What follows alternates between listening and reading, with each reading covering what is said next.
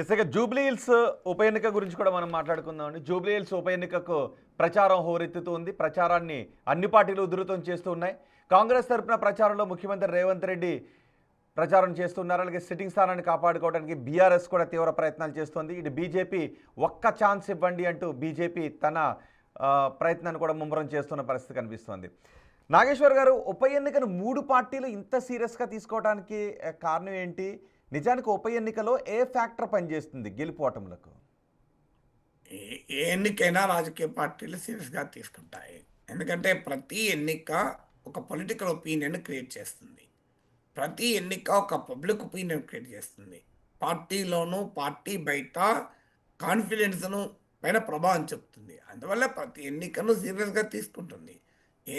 మీకు ఐఐటికి ప్రిపేర్ అయ్యే వాళ్ళు స్లిప్ టెస్ట్ కూడా సీరియస్ తీసుకుంటారు కదా.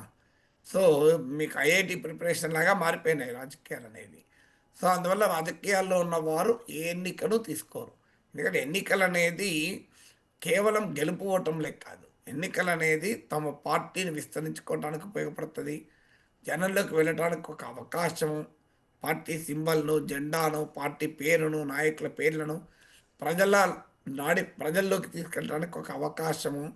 అన్నిటికీ మించి ఒక లీడర్షిప్ క్రియేట్ కావటానికి పార్టీ ఆర్గనైజేషన్ను యాక్టివ్గా ఉంచడానికి కూడా అవసరం.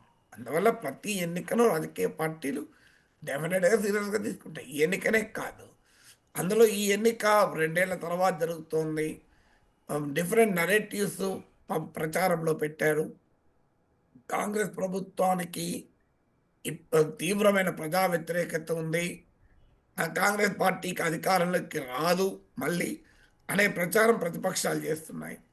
అసలు లేదు, మా బలం మాకుంది, ప్రతిపక్షాలే బలం లేవు, బీఆర్ఎస్ పైన ఇంకా కాన్ఫిడెన్స్ రాలేదు, కేసీఆర్ను ప్రజలు ఇంకా విశ్వసించడం లేదు, బీజేపీ అసలు ఫీల్డ్లోనే లేదు అనేది కాంగ్రెస్ పార్టీ చెప్తోంది. అసలు బీఆర్ఎస్ కూడా వీక్ అయిపోయింది, మేమే నెక్స్ట్ ఎన్నికల్లో గెలిచేదని బీజేపీ చెప్తోంది. ఇలా రకరకాల పొలిటికల్ నరేటివ్స్ నిరంతరం ప్రజల్లోకి వెళ్తాయి. ఆ పొలిటికల్ నరేటివ్స్కు టెస్టింగ్ కూడా ఇదే కదా. ఎందుకంటే పొలిటికల్ నరేటివ్ అనేది ఒక హైపోథెసిస్ లాంటిది. అది నిజమా కాదా అని తేలాల్సింది అల్టిమేట్గా ఎన్నికల్లోనే. అలాగే స్థానిక ఎన్నికలు రాబోతున్నాయి. ఇప్పుడు ఫిరాయింపుల ఇష్యూస్ ఉన్నాయి. అందువల్ల హైదరాబాద్లో జరిగే ఎన్నిక బీఆర్ఎస్ సిట్టింగ్ సీటు, కాంగ్రెస్ అధికారంలో ఉంది. జిహెచ్ఎంసీ ఎన్నికలకు ముందు జరిగే ఎన్నిక, ఇన్ని ప్రత్యేకత ఉన్నప్పుడు ఆటోమేటిక్గా దాని ప్రాధాన్యత పెరుగుతుంది కదా. కరెక్ట్. సో అండ్ ఉప ఎన్నికల్లో గెలిపోవడంలోకి ఏది ఫ్యాక్టర్ అవుతుంది? నిజానికి బీఆర్ఎస్ అధికారంలో ఉన్నప్పుడు దుబ్బాక, హుజూరాబాద్ ఇవి గెలిచినప్పుడు ఒక రకమైన మాటలు వినిపించాయి, బీఆర్ఎస్ ఓడిపోయింది అని. కానీ మొన్న రేవంత్ రెడ్డి ప్రభుత్వం ఏర్పడిన తర్వాత వెంటనే జరిగిన ఉప ఎన్నికల్లో, కంటోన్మెంట్కి జరిగిన ఉప ఎన్నికల్లో కాంగ్రెస్ ఆ స్థానాన్ని కైవసం చేసుకుంది. సో జనరల్గా ఉప ఎన్నికల్లో ఏది ఫ్యాక్టర్ అవుతుంది? ఏ ఎన్నికైనా ఉప ఎన్నికైనా ఒక ఫ్యాక్టర్ పైన ఉండదు, అనేక ఫ్యాక్టర్స్ అందులో కలిసి ఉంటాయి. మీకు ఒక సింగిల్ ఫ్యాక్టర్ పైన ఎప్పుడు ఎన్నిక ఉండదు. కాంగ్రెస్ ప్రభుత్వ అధికారంలో ఉంది కనుక ఆ ప్రభుత్వ పనితీరు పైన ఓవరాల్ సంతృప్త అసంతృప్త స్థాయి ఉంటుంది. ప్రజలు మీకు సాటిస్ఫైడా, నాట్ సాటిస్ఫైడా, ఏమైనా సాటిస్ఫాక్షన్ లేదు, అది ఒక డైమెన్షన్ ఉంటుంది. రెండవది, నెక్స్ట్ 3 ఏళ్ళు అధికారంలో ఉన్న పార్టీ తమకు చేయాలంటే ఏం చేయాలి, గెలిపిస్తే చేస్తుందా, ఒకసారి దక్కా తగిలితే భయపడి చేస్తుందా, భయంతో చేస్తుందా, భక్తితో చేస్తుందా అనేది ప్రజలు నిర్ణయించుకుంటారు. గత ప్రభుత్వం పైన ఉన్న ఇమేజ్ ఏంటి? ఇప్పుడు కేసీఆర్ పట్ల వ్యతిరేకతతో తెలంగాణలో ఓడించారు. అఫ్కోర్స్ హైదరాబాద్లో ఓడించలేదు, మీకు సిటీలో అవర్లో ఓడించారు. మరి కేసీఆర్ ఇమేజ్ హైదరాబాద్లో 2023 ఎలక్షన్ కూడా బలంగా ఉంది, అది ఇంకా ఉందా? సో ఇలా బీజేపీ పట్ల జనం చూస్తున్నారు. ఎందుకంటే బీజేపీ చెప్పేది కాంగ్రెస్కి ఇచ్చారు అధికారం, బీఆర్ఎస్కి ఇచ్చారు, మాకు ఒక్కసారి ఇవ్వండి అని. మరి అటువైపు ప్రజలేమైనా ఆలోచిస్తున్నారా?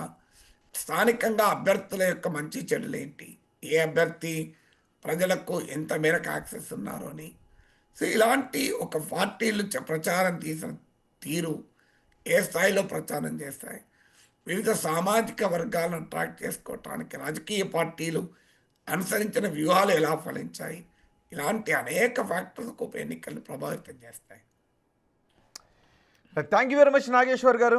బిగ్ టీవీకి అందుబాటులోకి వచ్చి వ్యూ పాయింట్ కోసం సమయాన్ని కేటాయించి తెలుగు రాష్ట్రాలతో పాటు దేశ ప్రపంచవ్యాప్తంగా చోటు చేసుకున్న ముఖ్యమైన ఘటనలపై పైకి కనిపించని కోణాలను లోతుగా విశ్లేషించినందుకు ఇవి ఈ వారం వ్యూ పాయింట్ విశేషాలు. తాజా సమాచారం కోసం చూస్తూనే ఉండండి బిగ్ టీవీ.